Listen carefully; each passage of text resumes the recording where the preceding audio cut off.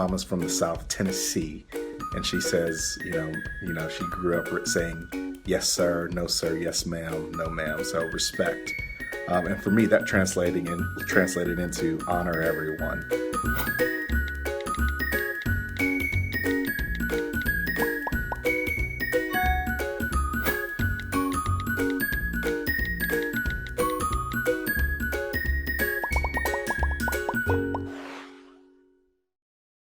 Hey, what's happening, Transformation Church? This is Pastor Derwin Gray. We are about to conclude our series, Thrive, and we're going to learn how to thrive as a parent. So as you know, here at Transformation Church, discipleship, spiritual formation, and integrating mental health is really important to developing the whole person to be all they can be for Christ. And so to teach this message, we have a very, very special guest, Transformation Church's own Christopher McCarthy. Dr. McCarthy has 3 master's degrees, and he also has a PhD. He serves here at Transformation Church, and he's going to help us to learn how to thrive as parents. Now, teenagers and preteens, I need you to pay attention, because in order to help your parents thrive, it's going to require your help as well. Let's give it up for Dr. Christopher McCarthy. Good morning, good morning. Great to be with you all. It's great to have an opportunity to talk to my family, the TC community. I want to welcome the men of Kershaw and Lee prisons, as well as the women of Camille prisons. Give them a welcome. Welcome to all the people joining us on the internet, and then to all the guests here, welcome, welcome. We're very glad that you're here. Let's dive in right away and look at something. And I want you to marinate on this, as someone in our community says. Parenting is far less about producing a product and far more about maximizing a process. What do you think about that? Is parenting about producing a product, a successful child, a good child, a child that's like top of their game and whatever that is? Is that what parenting's about, or is it about maximizing a process? This morning, I want to address and have you look at your perspective of parenting. That is, how do you perceive parenting? What is parenting all about? How do you frame it in your mind of what you're doing and why you're doing what you're doing? What is your perspective of parenting? We live in a day and age now that parenting has become a very stressful and anxious-producing endeavor, all right? There's so many different views on parenting, and as parents, we feel this tremendous amount of pressure to get it right. You know, in generations past, I don't think parents felt this way. If you go back to agrarian cultures or even back to the 1950s and stuff, parents basically believed, hey, if I provide basics for my children, if I provide a house and opportunities, well, they're going to figure this out. And so the parents basically just worked on kind of the basics, providing the house, income, food on the table, things like that. And then it was the child's job to figure it out. But that is not the way it is today. Parents feel that it's all on them to figure it out, which causes a great deal of anxiety and stress and fear. Can anyone relate? Yes, I mean, we live in a day and age where everywhere you turn, there's new techniques about parenting. There's new dangers that as parents we have to pay attention to out in our culture, even though I would say most of those dangers are exaggerated. But as parents, we hear that information coming across the wires and we think, oh gosh, how am I going to handle this? And so we've bought into this mindset that it's up to us to make this work. And it's up to make sure our children are successful. So the emphasis is on you now as a parent to do and get it right. If your child is not successful or has times of failure, then it's your fault. You're not doing something right, which makes you feel guilty, anxious, and very stressed. When we are stressed, we're either going to overfunction or we're going to underfunction. That's the way it works in our brains, okay? You're either going to shut down with fear, I don't know how to handle the situation with my child, somebody else deal with my child, or I'm just going to kind of shut down and they're going to have to figure out at their own. But that's typically not the response we see in this day and age. What we see rather is over-functioning as parents. Parents are really stepping up and trying to maximize whatever they can do to help their children. Now, there's good to that. I mean, obviously, being involved as a parent is good, but you can go overboard on it and really stress out yourself and your child. Here are some signs that maybe you're going overboard a little bit. Number one, you check your child's grades on the internet through their school site just about as much as you check your Facebook page or Instagram page or your emails. I mean, you're constantly checking that thing, worried about what's going on. And as soon as you see something go wrong with your kids' grades, you send them a text or an email. Now, you think I'm joking or exaggerating, but I have parents that I work with that do this. Okay? One child I was working with, he got 3 or 4 emails per week about what's going on with this grade. Why hasn't been filled in yet? And all the students here know that those websites, they take a while to catch up. I mean, how many teens and preteens have had the discussion with their parents? Well, I turned it in, it's just not updated yet. You know, relax. You know, it's going to get put in there. So you typically over-focus on grades. You also may be over-focusing on their assignments. I mean, some of you know your child's assignments better than your child knows your child's assignments. And I'm talking through the senior year of high school, like you know what's going on with your children. And you are very much involved, and if your child is about to turn in a half-hearted paper, you won't let them.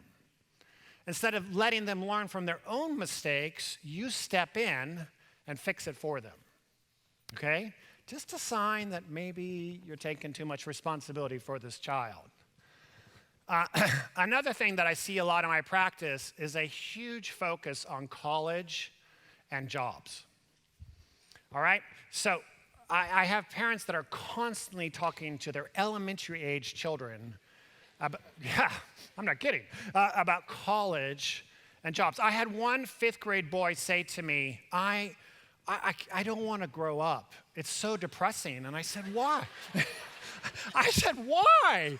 And he's like, because my parents are always focusing on college and grades. And so when I get to middle school, I've got to work really hard because that's how I prep myself to start getting ready for high school. And then when I'm in high school, I got to work really hard because the grades count. And so I got to stress myself out working really hard in high school.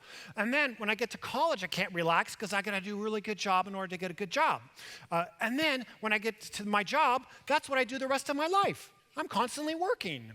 You know, this is actually a constant, well, not constant, it's a problem that boys face, I think, more than girls. Because boys see their fathers working so much and so hard, and they say, that's my future? And then when we, as their parents, overdo it in their childhood years, it really stresses them out. Do any teens or preteens want to raise their hand on that one and agree with me on that?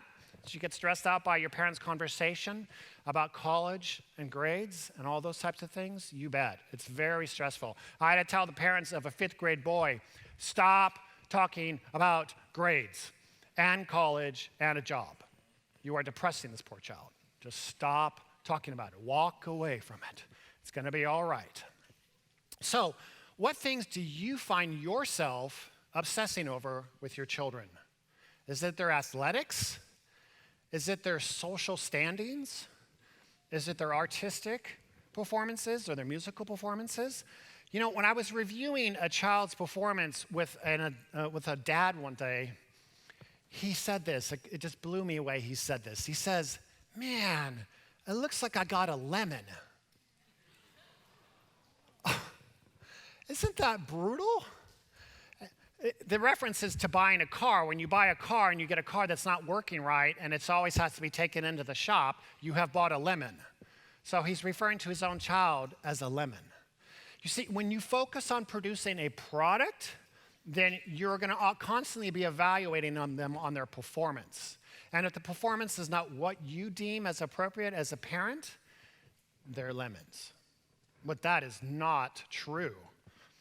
So here's a perspective shift I want to encourage you to have in order to thrive. Parenting is a process where we join God in the shepherding of our child's developing personality. We guide their wills and their desires and help them discover who they are in Christ and what they can do and be as they grow and mature. We are not sole parents, but co-parents with God. You're not in this alone. God is an active part of the process if you let him be an active part of the process. Okay? It doesn't all depend on you, but your parents with God. So let's dig a little deeper and figure out some different ways to parent that's process-focused rather than product-focused. So in order to thrive in your parenting, you must have a healthy and proactive relationship with your child. Fundamental, basic, number one, maintain your relationship with your child at all times. Yes, you're going to have conflicts. Yes, you're going to be frustrated, but always maintain a relationship. And I'm talking to the older parents here too, okay, who have adult children. You still, in order to be an influence in their life, you have to maintain that relationship. And oftentimes as parents, we see our kids doing things or behaving in ways, and we get so frustrated with them that the relationship breaks down. When Moses was instructing the Israelites on how they should parent their children, it was focused on the foundation being a relational interaction with the children. So let's look at that. It comes out of Deuteronomy chapter 6. These are going to be familiar passages to you. Love the Lord God with all your heart, with all your soul, and with all your strength. You're familiar with that, with the upward, inward, outward motto that we have here. That's the upward part, to love God correctly. These words that I'm giving you today are to be in your heart. There's the inward part. Internalize these words. Make them real within yourself. Okay? Repeat them. Here's the outward part. Repeat them to your children. And here's the nice part of the way we do this. Talk to them when you sit in your house and when you walk along the road and when you lie down and when you get up. See, I love this because it's so natural. It's so relational. It's so like, yeah, as we're doing life together, I'm going to talk to my children about what's going on. You have to make time to do that with your children. You can't expect to have these conversations happen when you're so busy all the time. But you make time where you can sit in your house and discuss things and walk along the road and so on. Do you know what one of the research studies that just fascinates researchers in terms of how powerful it is the power of a shared meal. We know from research that families who consistently share a meal together, especially at dinner time, every single category that is assessed on that child goes up. Their cognitive abilities go up, their emotional reasoning skills go up, their social skills go up, their spiritual well-being goes up, even their athletic performance goes up. It's amazing. The simple work of sitting down and sharing a meal together has tremendously positive effects. Why? Because you're communicating with that child. You're talking to them about your day. You're sharing your life with them. You're telling your stories from your past. Your children get a broader view of life that calms their nervous systems down, literally speaking. It calms their nervous systems down, and they're able to thrive more. Meal times, amazing. Make sure you do them. And then it goes on to say, bind them as a sign on your hand and let them be a symbol on your forehead. This is the Jewish tradition of the telephone where you bind the word, it's a little box, and you bind it on your hand and on your forehead. Write them on your doorpost and in your house and on your city gates, meaning just expose your children to the word of God and so they can see things. One of the things that I love about science that I have found to be true is I love when I'm reading things on neurological studies and how the brain works and how emotions work, and it confirms what the scripture has been teaching for years. It doesn't contradict it, it confirms it.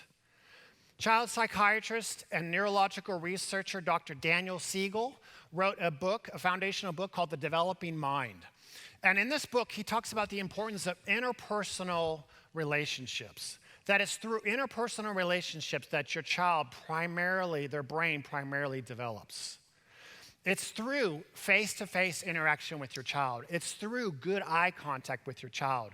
It's through the sharing of emotional stories that are motion-filled that your child brain grows and develops. Your child brain, what you want to work on is developing rich neurological networks in your child's brain. Okay?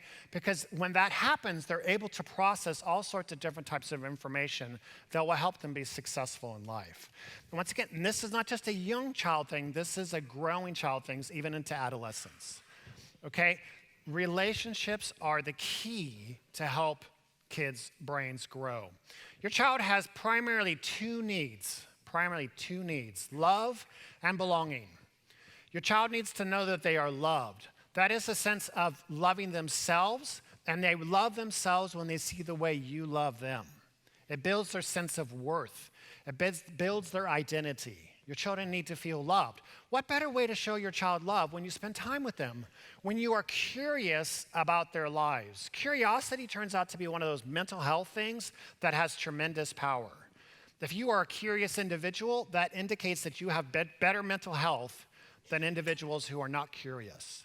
And then when you show that curiosity to your children and they are allowed to express themselves and talk about what's going on in their lives, both positively and negatively, you are enriching those neurological networks. But there's also belonging. Belonging is the sense that I have a place where I fit in, that I have gifts and talents, but I also have a community where I fit in and I belong.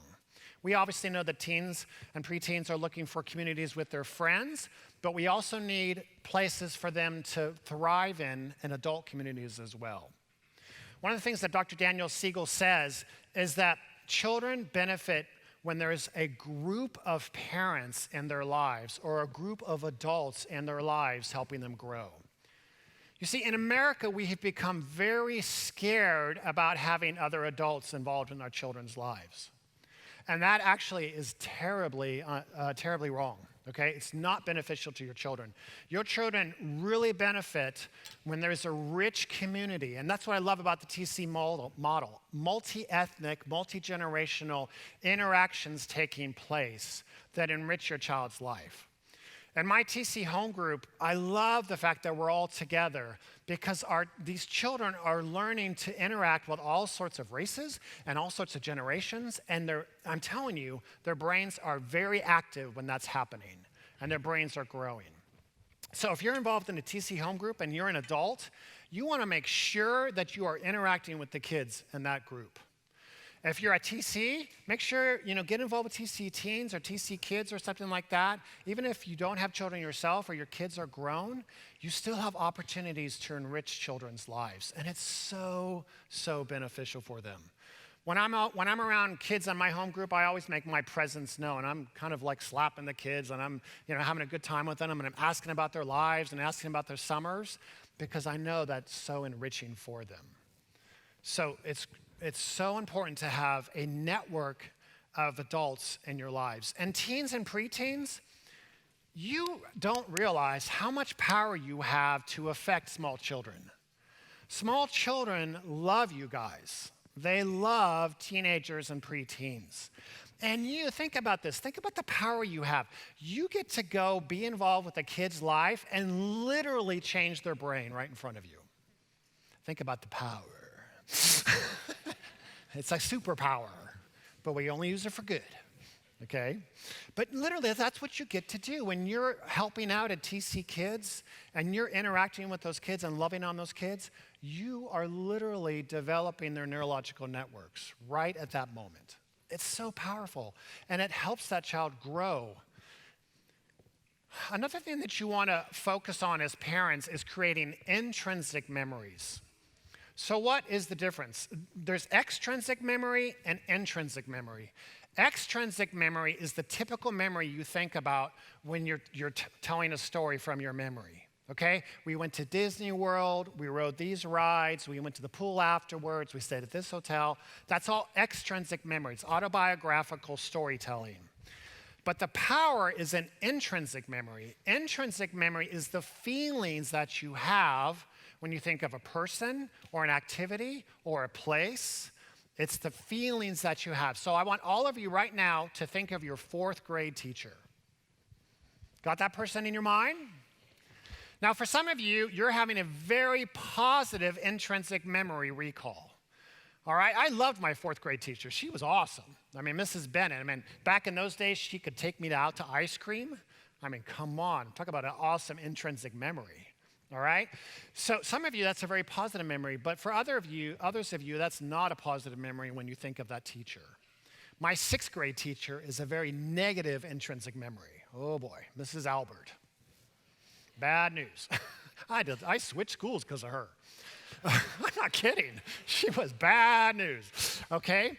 So intrinsic memory is the feeling memories associated with something. So when you are interacting with your children, if your house is full of tension, if your house is full of chaos, if you go on vacation and vacations are just, you're going to Disney World, the happiest world on place, and yet you as the parent are upset, you're angry, you're tired, you're frustrated, you're not creating good intrinsic memories.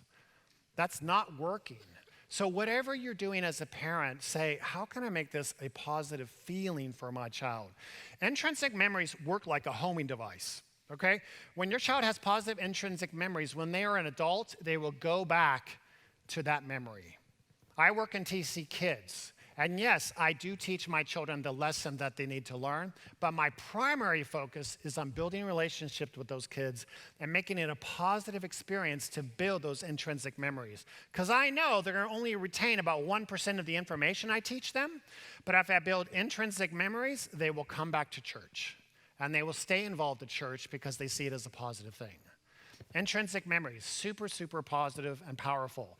We maximize the process of parenting when we do relationships well with our children, whether it's our children or other people's children.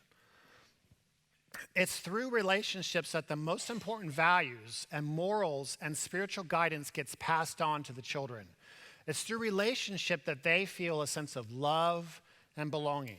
And that's what we really want to, that's maximizing the parenting process, is building those things into them. All right, let's move on.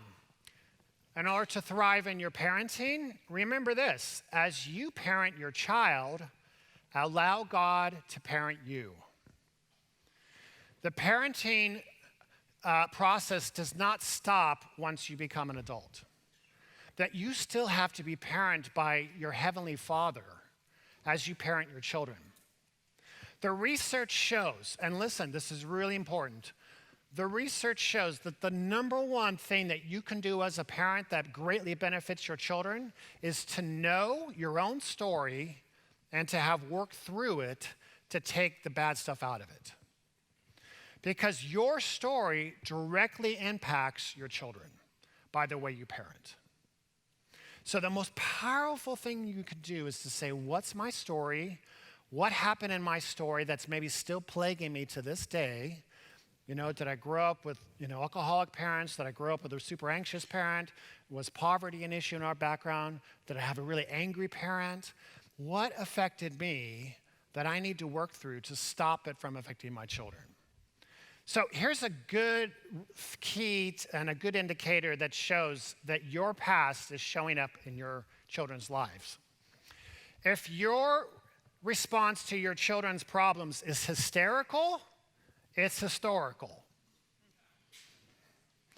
If your response to your children when they act up and act childlike and frustrates you, if it's hysterical on your part, it's coming from your past. It's historical. You cannot get away from that. So use that as an indicator to say, okay, what's up? What's going on with me? My son, who's now a junior in college, is quite the leader and quite a capable young man who's thriving very well in college. But he would be described when he was a child as a strong-willed child.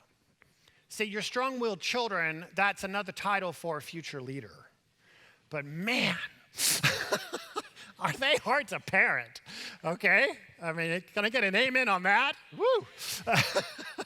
They are hard to parent. He just had such strength verbally. He didn't mind arguing with me. He didn't mind challenging my points. And I used to get so mad at him. My responses with him were hysterical. And I'm a counselor. I should know better. But I'm still like flying off the handle going, I know I wouldn't tell my clients to do that. This is not a good thing.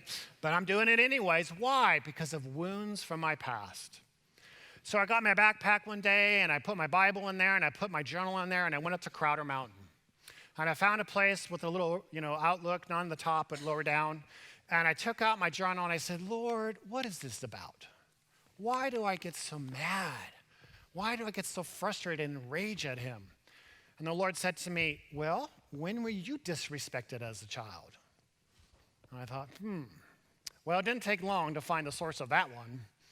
My brother, who's about 6 years older than me, my middle brother, was the hero of the family. And if you know anything about family systems and dysfunctional families, the hero's the one that's got it all together, okay? He was magna cum laude.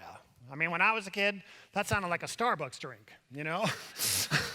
Oh, the magna cum laude with extra whipped cream. I mean, he was the hero of the family. And his opinions were always listened to. And he loved to talk and share his wisdom. And I would try to speak up and talk, and he'd go, oh, no, that's not it. This is it. I'm like, oh, excuse me?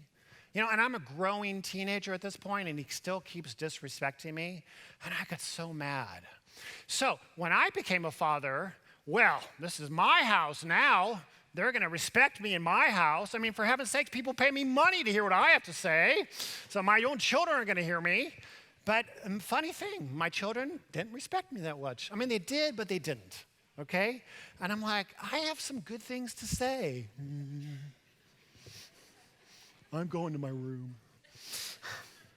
So what I decided to do with the Lord's help is I came up with a plan, and I decided to go silent when we started getting into fights, okay?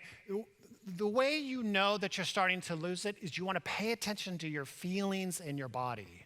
That will give you the indication that you're about to get hysterical. So I said, and I even sat him down and I said, I don't like how our relationship is being impacted by our fights. So I want you to know that from now on, if we start getting going, I'm going to go silent. I'm just going to go silent because I'm trying to preserve our relationship and I don't want to keep losing it with you because I know that damages our relationship. And he's like, okay. Whatever, Dad.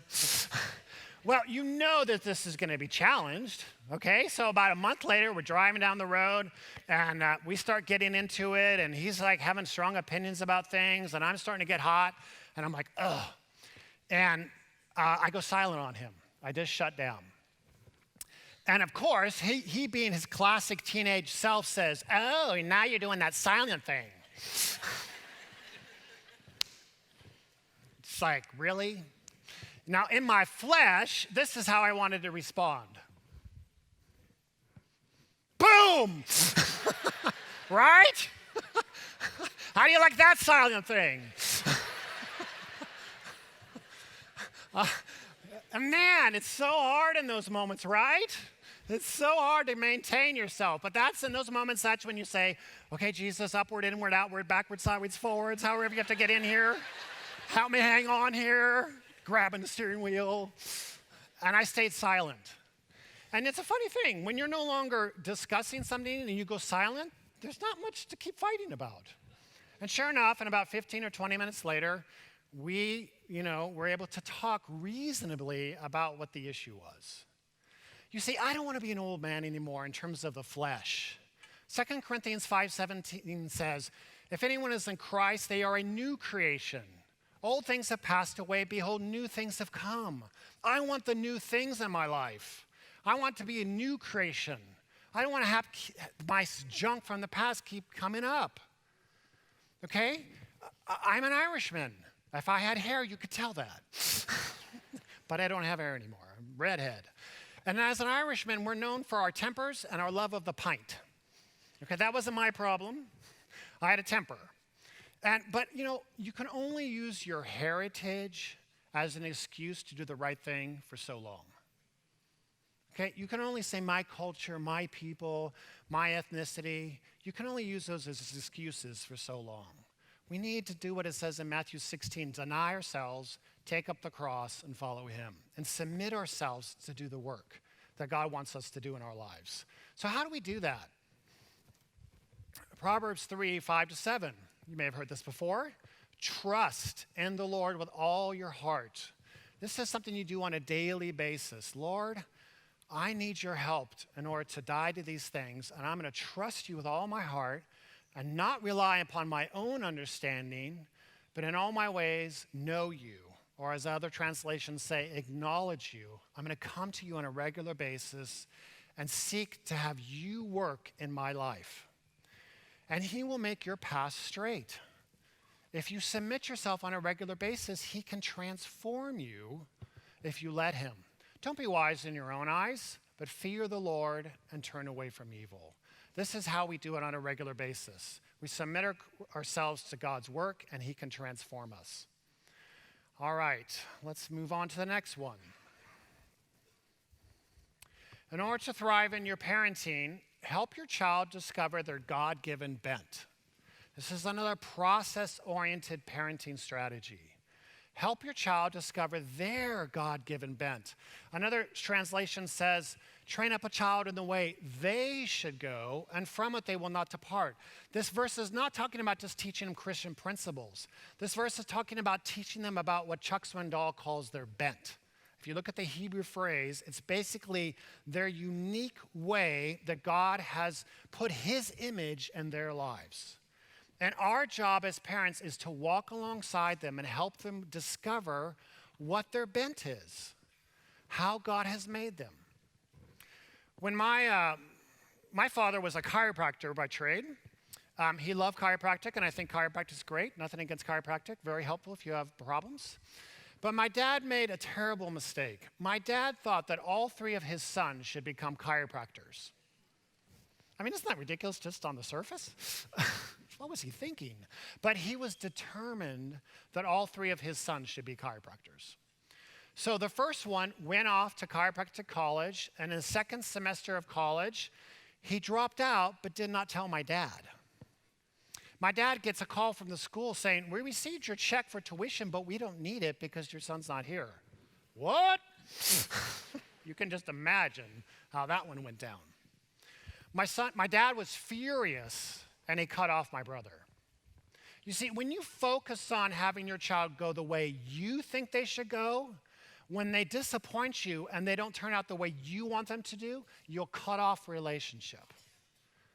So we grew up in California. My brother was in Davenport, Iowa, and he got stuck there. My father did not pay for him to come back home. So for the next 10 years of his life, he had to figure out what to do with his life. So instead of being raised in the way he should go, he had to go the way my dad did. Now, my second brother, the hero, well, of course he did it right? That's what heroes do, okay? He was valedictorian of his chiropractic college class, okay? And he started working with my dad, and they did chiropractic together.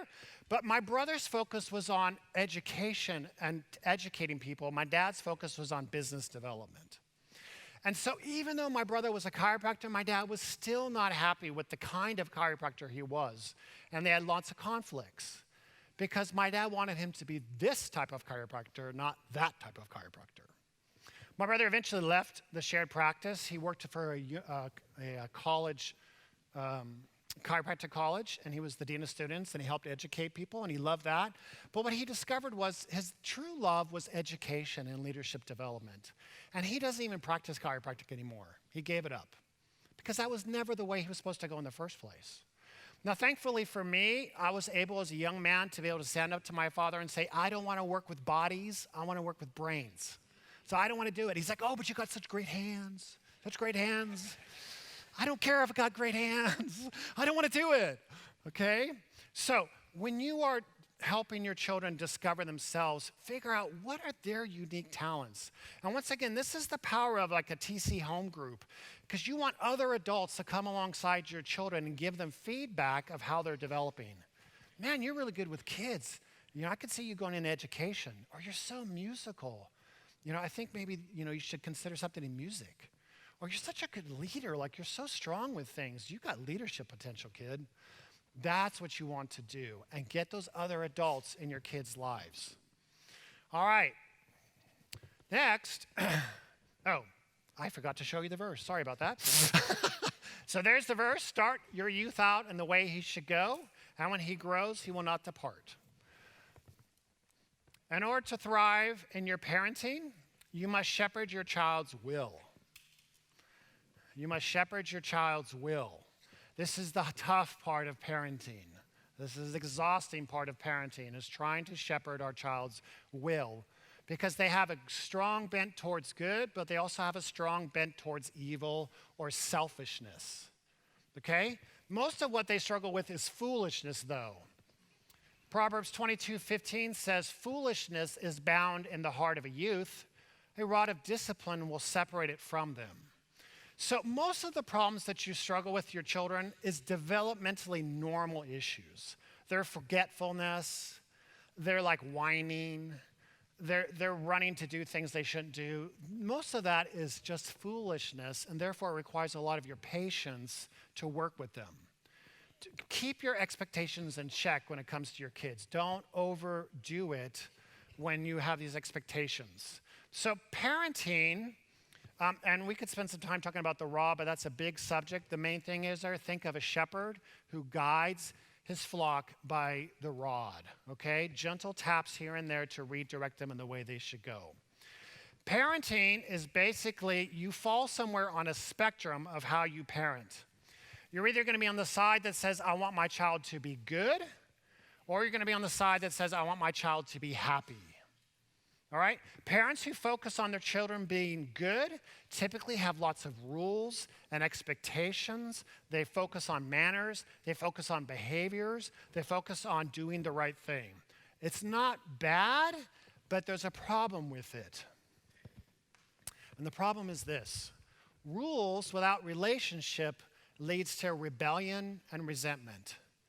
If you as a parent are high expectations and you're constantly pushing, and you're constantly complaining about your child and how they're getting things wrong, you are going to discourage that child. It's going to build resentment in them towards you. They're going to break off their relationship with you, and you're going to have rebellion on your hands.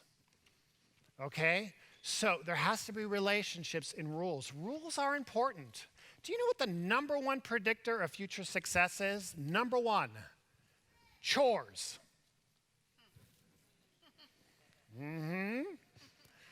Yes, number one predictor of future success is chores. When kids have consistent chores that they follow, they learn a good work ethic. They learn to suffer without getting so upset about it. They learn responsibility, and that's part of rules. And limit setting is to get them to do their chores. So there's a place for chores, but don't overdo it. I had a parent one time come in, 3 pages, single typed, of rules and regulations for her child to follow. That child left the house and ran away 3 days later. Okay? Rules and limits are important, but don't overdo it. Now, what if you're on the side of I want my child to be good? This has been kind of the movement of late is I want my child to be happy, that side. I want my child to be happy. A lot of focus on self-esteem and my child being happy. Okay, that's a lot of movement going that way. Here's the problem with that style, though, of parenting. Relationship without rules leads to entitlement and permissiveness.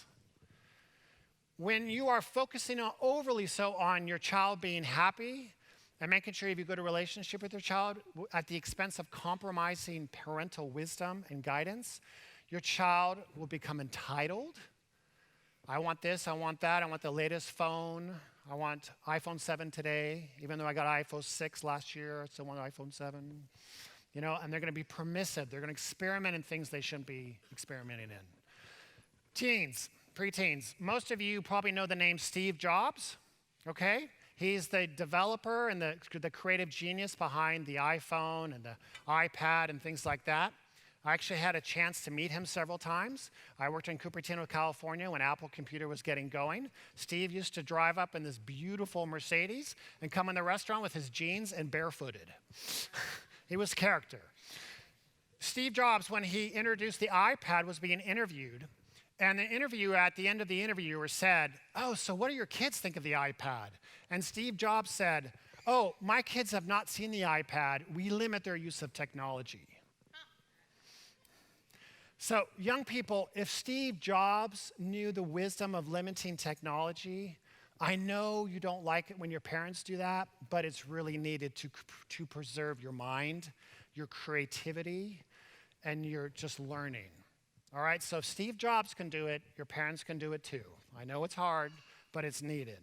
So we need rules and we need relationship as well. Let me finish with this, and then we'll move to our soul tattoo. Parents, this job of parenting is one of the hardest things you're going to do in your life, by far. By far. It's just so stressful. There's so many multiple dynamics. Trying to deal with your children, trying to deal with your own stuff from your past. It could just be so hard. About a month ago, I was sitting with a couple and we were talking about kind of the interpersonal relationship dynamics within the family system and the stress and the problems that they had. And I was just kind of relaying to the parents some things that they got to work on to change how they do relationships in their family. And I could tell the mom was taking this pretty heavily. And I said, tell me what's going on. What are you feeling? And she's kind of a funny person and likes to joke around at the same time. And so she leans forward and she says, so I guess what you're telling me is that a trip to Dairy Queen's not going to solve this one, is it? Don't you love that? I love that. A trip to Dairy Queen solved lots of problems. Okay? Going to get some ice cream, calming down. When I have couples that are really stressed out, just go get some ice cream. It's going to work out. Stop being so stressed. But other times, we just can't go to Dairy Queen and expect that a little sweet something is going to solve our problems. We got to work a little bit harder than that. But it's not as hard as our society makes it seem.